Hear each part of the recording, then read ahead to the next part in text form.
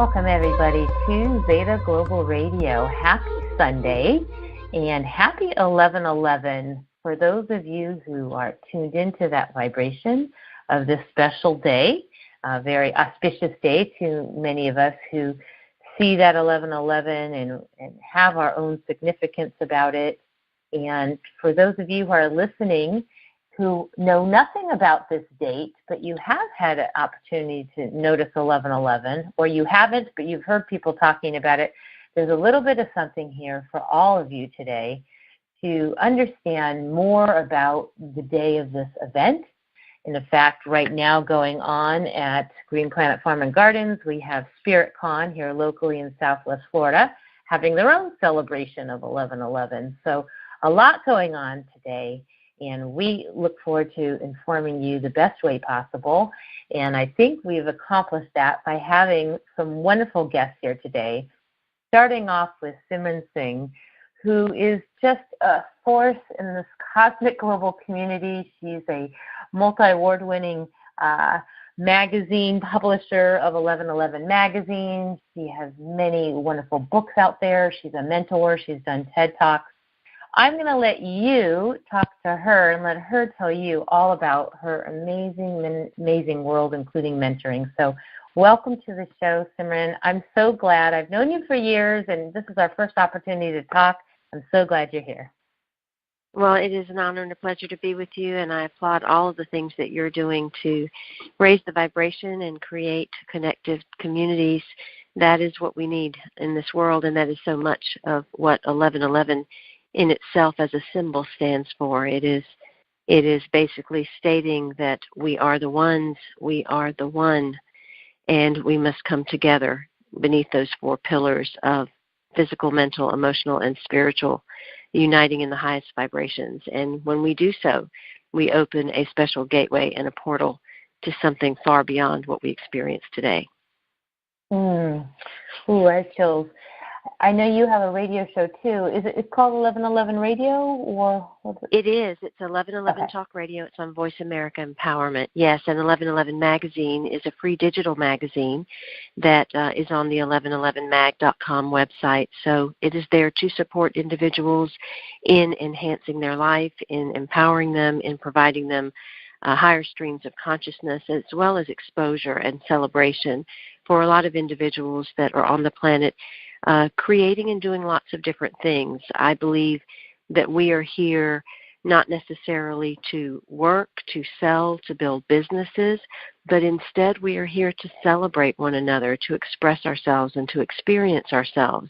And so we are in a point where rather than evolution taking place, it's almost as if we need to move into a space of celebration instead, because we are who we are in and on all levels, and we can either choose to be the animal nature, the human nature, or the divine nature. And so there's no evolution that's really required. It's really a choice, and that comes through the work. Yeah. It's so true. Well, what I was going to point out to you earlier, and I'm sure you receive the same feedback, when we have a lot of spiritual global icon luminaries on our show, even the ones who have the most notoriety, if you will, have said how important shows like mine, shows like yours are to this day, no matter how famous we think they are, because they're still not being recognized in mainstream and celebrated, if you will, for this wonderful gifted knowledge they're bringing forward to our communities. And so I just wanted to really take in that these moments, these gatherings that we create, like what you're doing, what I'm doing, what we're all wanting to do to provide that information to everybody is so essential, because it all comes back to oneness, don't you think? I do, and I think that there are subtleties. There are many layers to how individuals can utilize the information. Number one, what you provide, what I provide, what so many individuals in the consciousness field are providing is valuable information to help individuals level up their vibration, their frequency, their knowledge or their remembrance. But on top of that, which I think is even more important, is us being examples. Because when we can be examples to one another, then we illustrate the capability and the possibility that each and every individual holds. And so I prefer, rather than being called a teacher or a luminary, to be called an example, because that means I'm just like you. You're just like me. There's nothing on this earth that we cannot do. And when we all realize that we have the same faculties, the same capabilities, the same access to our gifts, skills, and talents, and we can look at another person and say they've gone through obstacles and yet they're expressing themselves regardless of it, then it gives individuals more trust and hope within themselves that they too can live in this world but not be of it, and continue to express and experience themselves in the highest way possible, rather than getting caught up in the density of what the world can sometimes bring. Well, interesting. Thank you. And I think the 1111 brings that levity to so many people when we get into that density. It's that moment for me, and it's been there since childhood, that I could look at the clock and know I'm still on track. I'm still co-creating with spirit. I tell people to make a wish.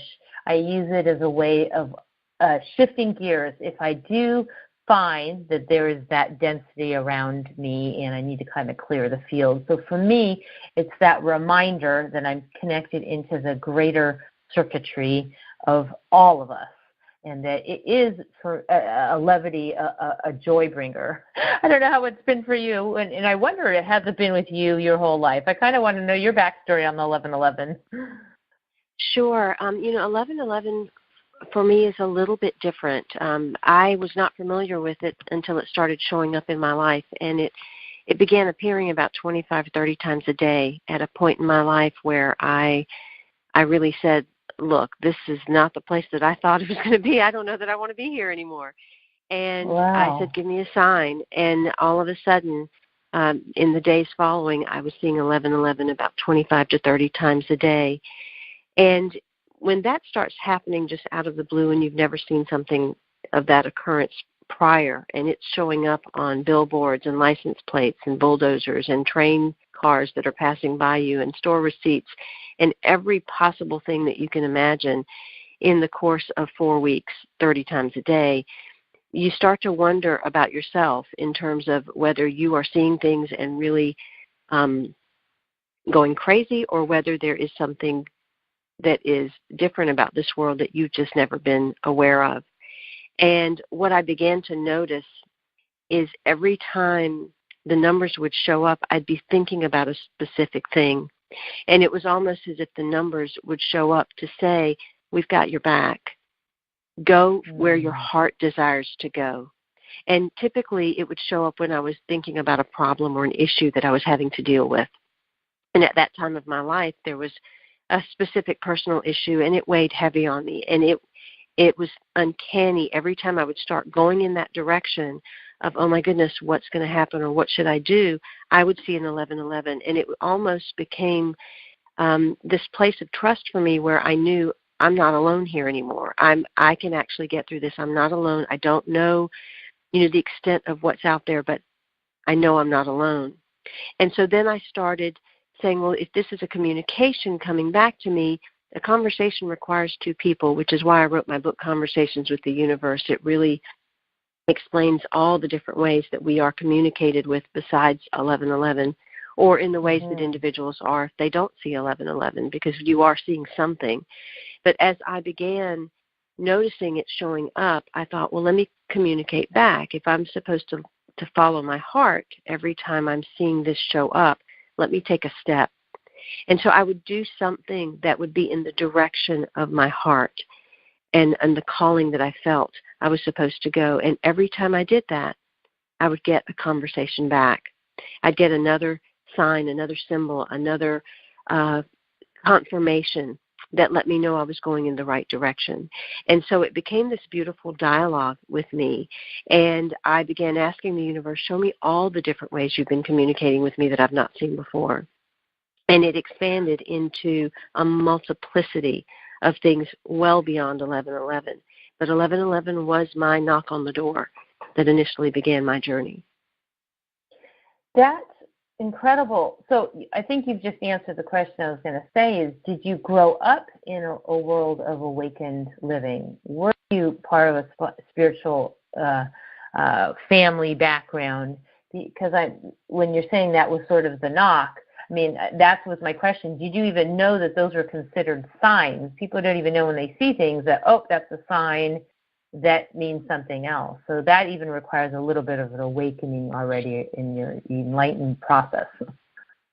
I did not grow up this way. I grew up in a family where we believed in oneness. We believed, all religions are just ladders to the same end point, and that they just facilitate us in having that deeper connection. And so I was embracing of everything and everyone and had a very open heart and open mind to things, but I was not one that really thought about things to that degree. I did have an exploratory mind from the time I was a young child and loved to look at esoteric sciences and different things like that, but that was different than what my family would explore. And so I was kind of the psychedelic sheep of the family and kind of the one that would quietly look at different types of things and try to learn different types of things, but then life gets busy and you grow up and even that falls by the wayside. And so typically for most people, and why 11 is so significant is because 11 is a master number. And so we tend to fall off course at age 11. If individuals will look back in their lives, there is something significant that happened when you turned 11 or at the time you were turning 11 or turning from 11 to 12. And it would have been something that rocked your world. Now, that would have been different for different people. For some individuals, that would have been a birth of another sibling. Others might have had the death of a family member. Some people might have moved or moved to school. Some people, their parents might have gotten a divorce, or someone might have gotten a health issue, or they might have gotten a health issue. But something happens at 11 that makes you have a choice of either continuing on your divine path or sending you off course on a scenic route. Most of us go off course on the scenic route. And so what life does is it keeps trying to bring us back to our divine path. And the signs and symbols assist in that.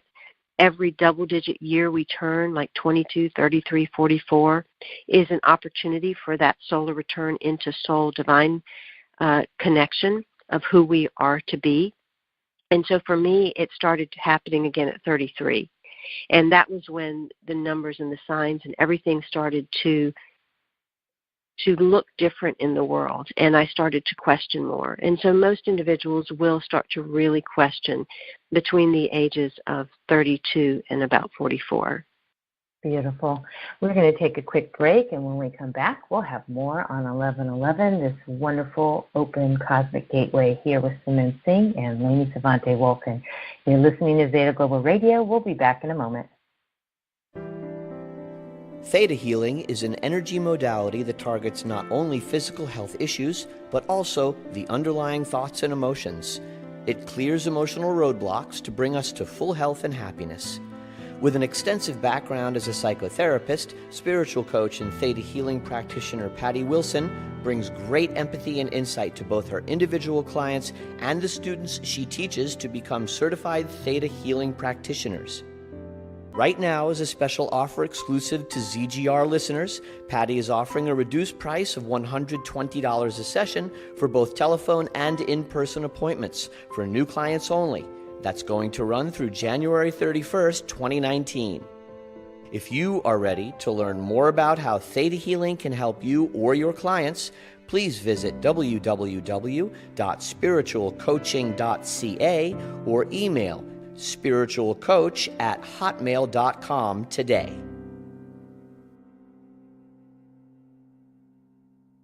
Muscle Tuners International is a proud sponsor of Music to Heal the Earth, a collection of songs encouraging planetary mindfulness, one song at a time. At MTI, we believe in impacting people in their health and wellness, one person at a time. Discover how to switch on your muscles before you begin your favorite exercise activity for greater results. Better yet, become a licensed muscle tuner specialist and learn our proprietary kinesiology techniques to help others get fitness and recovery results faster. We invite you November 4th and 6th to an Introduction to Muscle Tuning gathering to be held in Southwest Florida at Paradise Wellness and Event Center in Bonita Springs. For more information, please visit www.muscletuners.fit. Be strong, be confident, be tuned. Welcome back to Zeta Global Radio, here today with our special guest, Simran Singh, and we are so grateful you are here sharing this story. People have asked me if 1111 is something scary. I think they see it, I think it's just because they don't quite know, like a lot of things that we do that's considered, the word woo-woo comes up quite a bit, but really the question is there any fear in 1111? Does it mean something, a gateway beyond that more than people want to know about? The ones that experience fear, they're going to experience fear around anything. It doesn't necessarily even have to be 1111. It could be any set of numbers that shows up for you, or any signs and symbols that show up. If fear is going to be there, it's just going to be there. There's nothing to be afraid of. I live in a world where I believe there is only good. So even the things that seemingly appear negative or hard or difficult, or as some people would call it, quote, bad, there can only be good. We are an organic process that is naturally unfolding. 1111 is a pre-encoded trigger. It's inside of our cellular structure. It is something that is an unconscious tapping that comes through us. And what 1111 really signifies is that we have 4 pillars within us that we must master. And that is the physical, the mental, the emotional, and the spiritual. And as we attain mastery on those 4 levels, we have the ability to walk through a gateway. And that is the gateway from human being to divine being. And it is a completely different experience. And so when individuals are saying that 1111 might be scary, they're just doing the opposite that I did. I saw 1111 and explored and thought, what am I thinking about? And what is this trying to get me to go towards? And when I would go inside my body and feel, I would feel where I was in my body. And I was in my heart wanting something else, but I was in my head thinking about what I was trying to solve or fix or change. And so I started to follow my heart.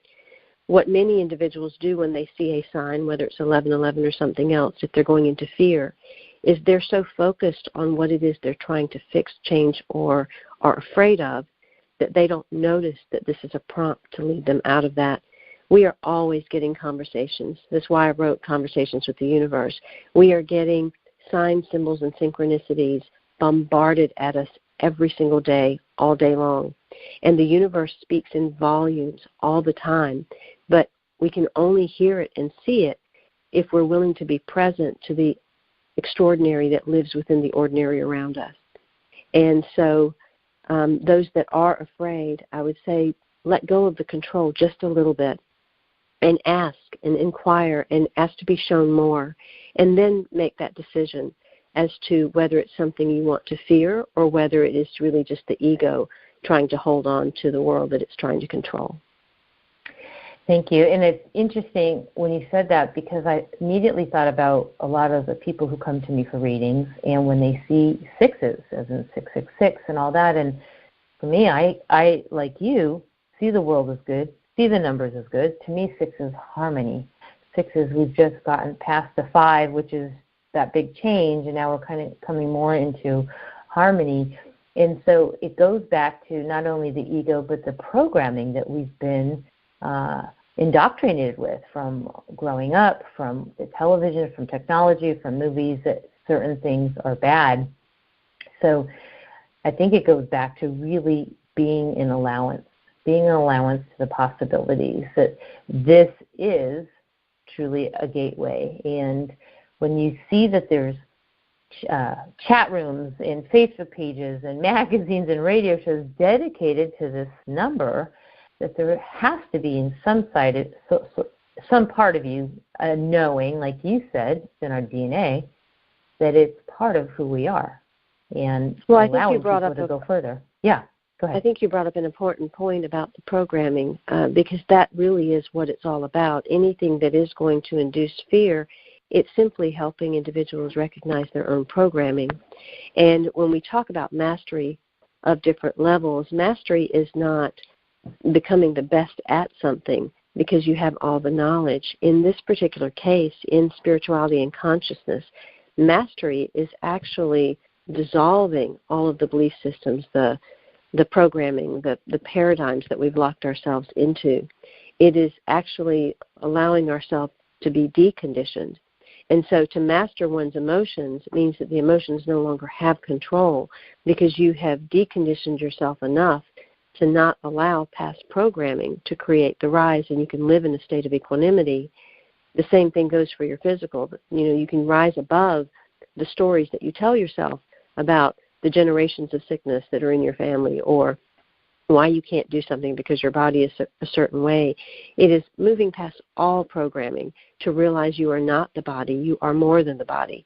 But the body is your spacesuit that you get to use while you're on this planet. Beautiful. When you do your TED Talks, or you've done one, I don't know how many you've done, but do you talk about these esoteric, metaphysical, spiritual principles, or do you keep things more mainstream, or do you integrate it all? I'm just really curious about that. I don't know that I'm very mainstream. I kind of go where I kind of go the direction that feels very authentic to me, and to speak the truth that comes, whether it can be received or not. That just feels very authentic. The TED Talk that I did is called Conversations with the Universe, and I actually go into the many different ways that the world is speaking to us. I talk about my own 1111 story in there and how it showed up and why it showed up, and how each and every one of us are connected, as well as being mirrors for other people, and other people being mirrors for us. So we have, again, the signs and the symbols or the conversations with the universe showing up everywhere. They show up as your house, your car, your pet, your children. Everything and everyone around you is here to tell you more about you. Because really there's only one person in the room, and it's you. Everything else, everyone else is God, source, universe, consciousness showing up in another form to reflect you back to you. I say all the time when people say, this boyfriend did that husband did that, it's like, well, what is the common denominator here? It's you. Exactly. Let's look at that a little closer. So how can people know more about your world? Because you have so many things going on, and people who are really attracted. I know a lot of people listening to this show have already written me in knowing that we would be doing an 1111 show, and they just want to absorb everything. So I said, don't worry, we have the right person on this show. You will learn more. So how can they learn more about everything you got going on? Most definitely. I have two websites, 1111mag.com, and also my personal website, iamsimran.com. On there, individuals can find lots of free things. I do a pretty content-heavy newsletter monthly. I also give the 1111 magazine digitally freely every single month. It's right there. You can access it all the time. My 1111 radio show is always free, and there's a lot of things. So individuals that want to go there and just really take in a lot of information, they have access to those things. I was guided to create a more in-depth curriculum that is a life coaching and life enhancement curriculum through the 1111 magazine work, because so many individuals are busy and don't have the time or don't make the time to have their own practice. So I have a life coaching audio program that is a grow on the go type of scenario where people receive things in their email once a month to give them enough consciousness and spirituality curriculum for a month, along with meditations and action prompts to get them moving forward, and that's $97 for the year. In addition, I've got books, CDs, all kinds of things. So whatever feels like it resonates for an individual, there's plenty to search through in there and take advantage of. I also post daily on social media some sort of consciousness quote or something to support people just in having a mantra for the day. Beautiful. Thank you. And the last question before we take a break and we come back with are sleep artists from the UK. Have you heard of Lee Hadwin, Simran, in all your travels of 1111? Someone who paints 1111 in his sleep. Well, I look forward to exploring about him. Yes, you have introduced me to someone today. Oh, very good.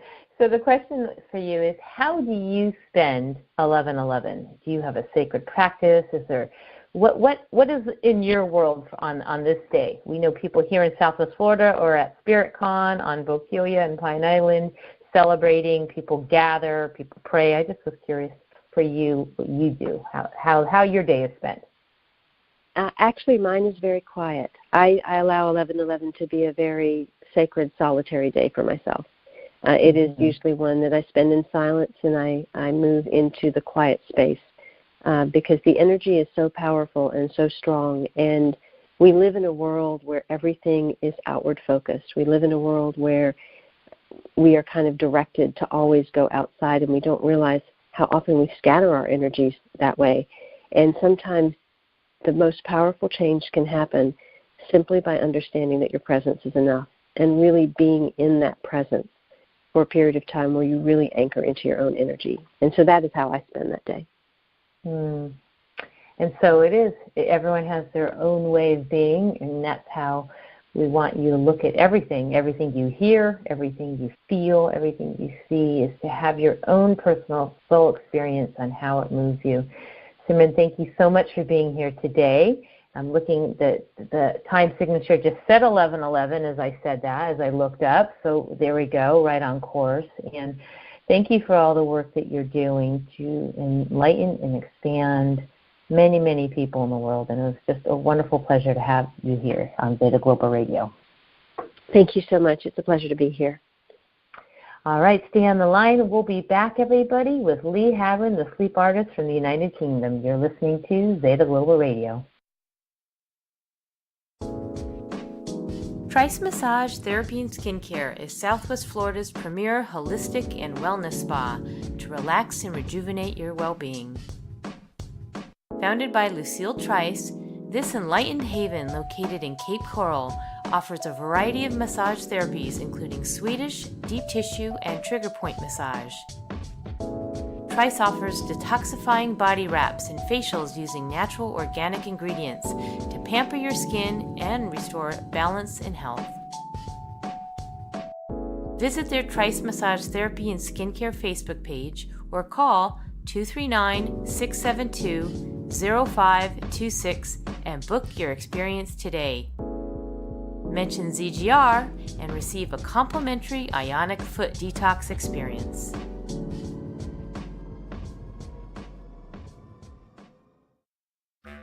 The Holistic Chamber of Commerce in Southwest Florida now has chapters in Cape Coral, Fort Myers, and Naples. If you have a holistic business or practice and want to network with like-minded beings in the medical and healing arts, natural and eco-living and spiritual communities, you're welcome to come to a meeting and see what we're all about. For more information, please visit www.holisticchamberofcommerce.com and select your nearest city. We look forward to seeing you soon. Welcome back to Zeta Global Radio as we spend this entire show today celebrating 11/11 and hearing from two incredible perspectives. Of course, we just listened to Simran Singh and her amazing, amazing wisdom with her magazine and her insight. And now I am so pleased to introduce you to someone I've known for a very long time, incredibly unique, has his own personal journey with 11:11. This is Lee Hadwin calling in from the UK. He is a sleep artist, and I'm not going to go on and on about him because he is going to let you know what he is all about. And welcome to the show. That's all I could say. Lee, I'm so glad you're here. Welcome to Zeta Global Radio. My pleasure to be here. Hope you're well.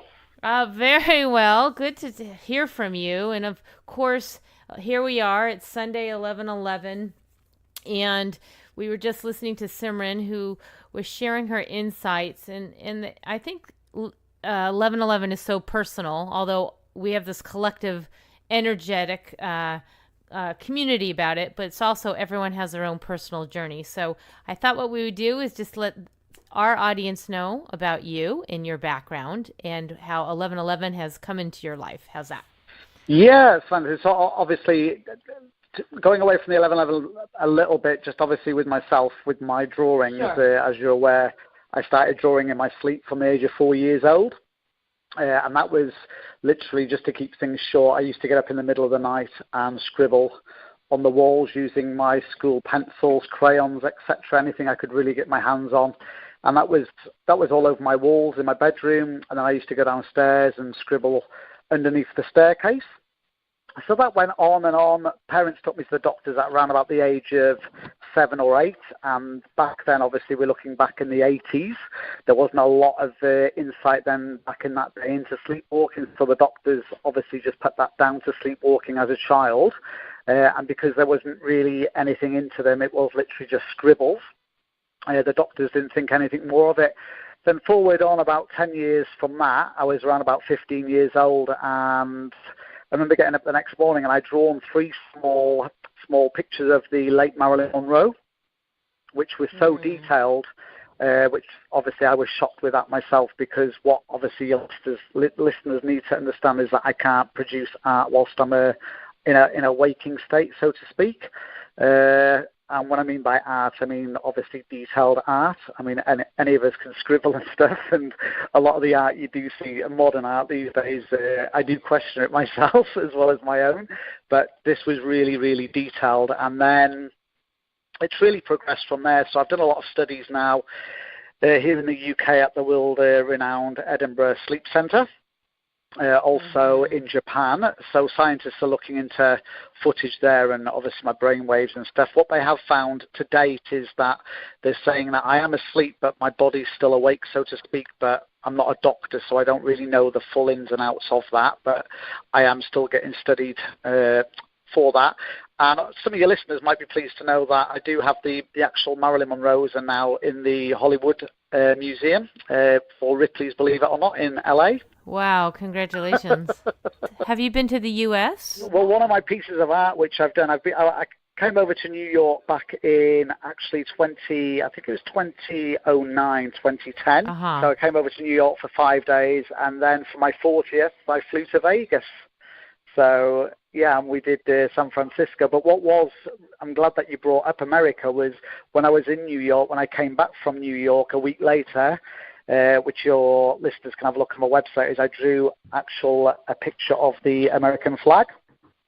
And that has now been sent to the White House. Well, that's fantastic. Well, yes. Well, we obviously this is radio, but we do want people to see the work that you're doing. So we're going to send them definitely over to your website, which is leehadwin.com.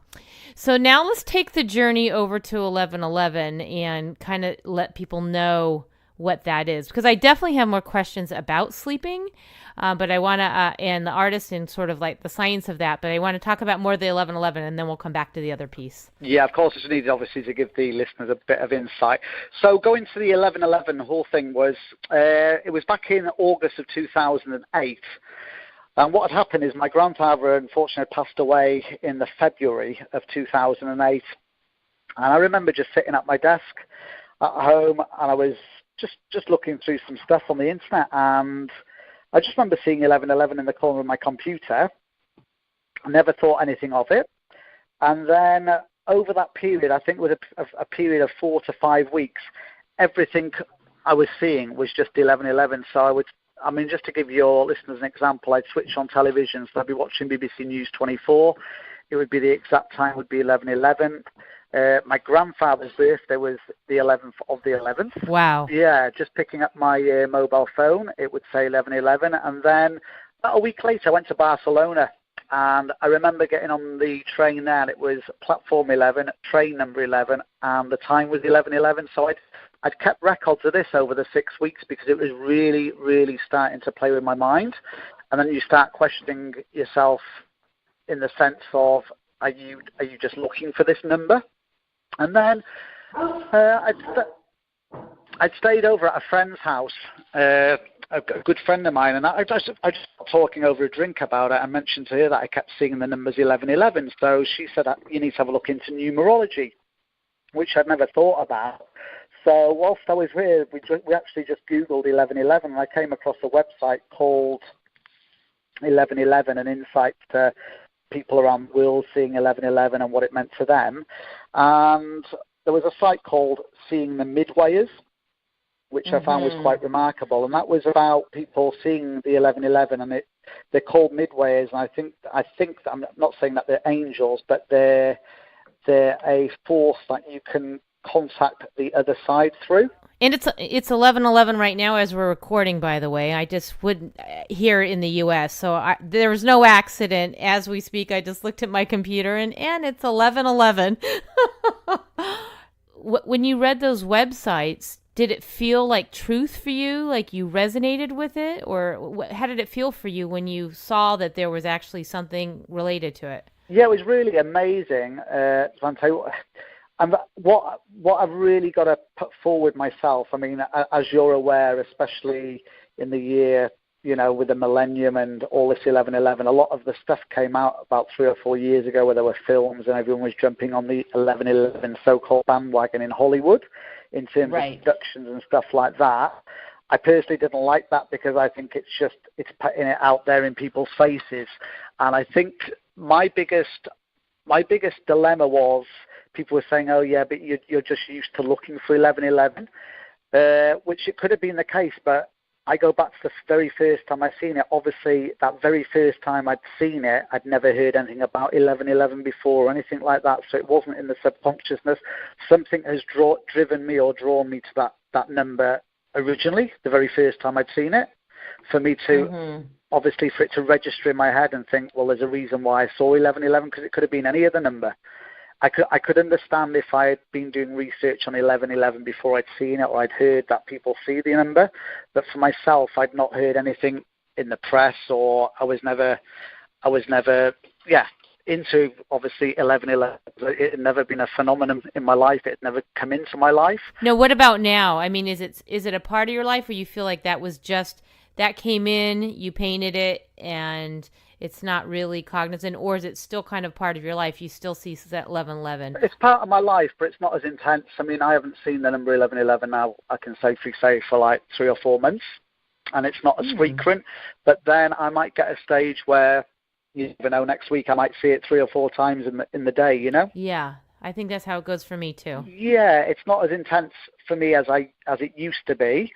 But then part of me is maybe, if it is true and there are midwayers and people are trying to communicate from the other side to you, then maybe they don't need that communication at the moment. So that's how I kind of look at it.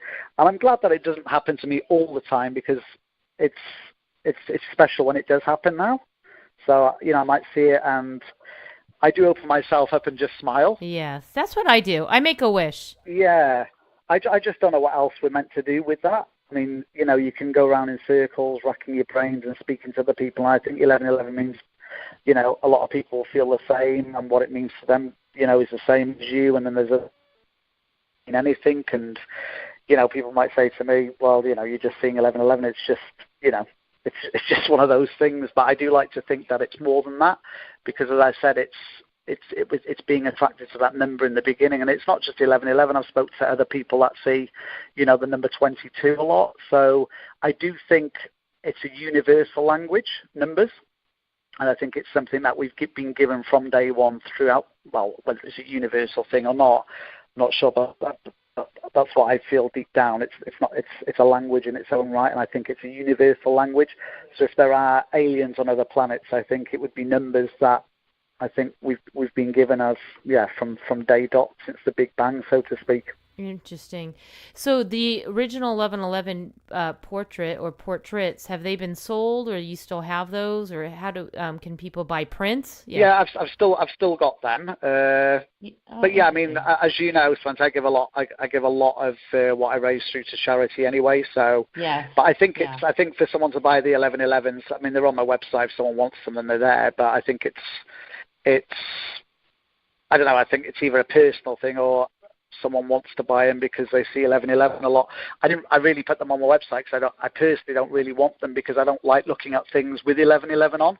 I am going to get a tattoo, but I'm going to get a 11/11 tattoo on the back of my neck so I don't see it, because I think it's nice when you just see it, when you're out and about and you see it and you see 11/11. So I don't want it in my face all the time, I know people who've been married on 11/11 at 11/11. I mean, there are people who are absolute fanatics about it, and I think there's all range, and I'm sure all different sort of people are listening to this. And wow, if they can get an original Lee Hadwin 11/11, I'm sure they would love that. So yes, people go to 11/11, go to leehadwin.com. And I just want to reiterate it because you said it very quickly, but you have had all sorts of sleep experts. I mean, I remember watching a little video footage at one point years ago, and it's pretty amazing. I mean, you are totally asleep. This is not something that you signed up for. It's just happened, as you said, and it's really unique. And to this day now, has there been anybody else that you know who shares this gift? There's a lot of people out there, because obviously my life changed like 14 years ago since the BBC got hold of me. So my entire life has been turned upside down to what it used to be. Wow. I do get a lot of emails. Yeah, I mean, I do get a lot of emails now from people all over the world. Some people write poetry in their sleep. I mean, even if you look at Paul McCartney from the Beatles, I'm sure, I'm correct, I'm sure he wrote one of the songs or some lines to a song whilst he was asleep. There's some of the documentaries I've done. There was a lady from Canada. She used to get up in the middle of the night and cook herself a meal, go back to bed and not realize she's eaten in the middle of the night. So there's so many things that we do asleep. The only thing that's baffling the scientists with myself is what I'm producing whilst I am asleep, I can't produce whilst I'm awake. And that has been really difficult for me to prove, so to speak, over the last 13, 15 years since being in the press. But fortunate for me, when I did a documentary over here in the UK, I think it has been shown in America as well, is whilst I was doing the documentary, the film producers actually went to my old secondary school teachers and my primary school teachers and got all my school reports. So thankfully, the one time you do want bad grades was my art. So at least that sort of put the skeptics to sleep a little bit. So yeah, it's more the proving that you can't draw while you're awake, you know. So, but you know that I know the truth, so it's fine by me, you know. So yeah.